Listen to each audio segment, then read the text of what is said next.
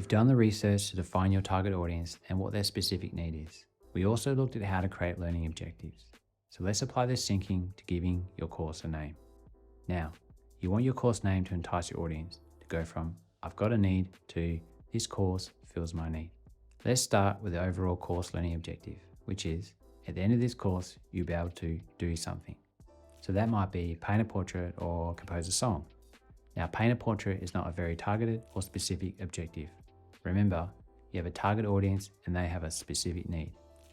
I know my target audience want to paint portraits. Also know they want to do this digitally on their iPads.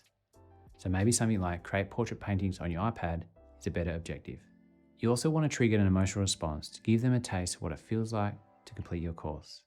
If you understand the emotional reasons your audience want to do the course, then you can articulate what the journey would feel like. It might be out of greed, so you might use words like rich and valley. If it's out of curiosity, you might use secret or unlock. It could be to reduce the effort, so you might use words like quick or blueprint. Maybe it's just vanity, so you might use words like genius or success. If they want to feel trust, then authentic and genuine are good words to use. It may even be from a negative emotion of what they feel now that your course can remove. So you might use words like broke or fear.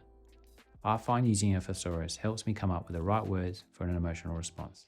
For my portrait painting course, I want my potential students to know that by the end of the course, their portraits will be the most beautiful they have ever made. So I might include words of encouragement like stunning or incredible. So perhaps a more emotive course learning objective would be create stunning portrait paintings on your iPad.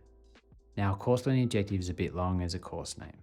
A name should be around 3 words, but an objective will work well as a one-liner subheading to the name as it gives some details of the positive outcome and value.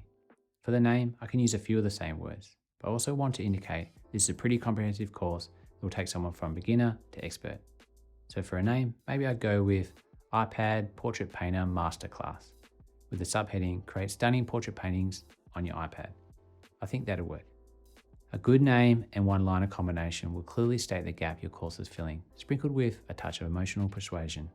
Naming your course now will force you to think through what your course is really about and will serve as a destination that everything you create from here on in will lead to.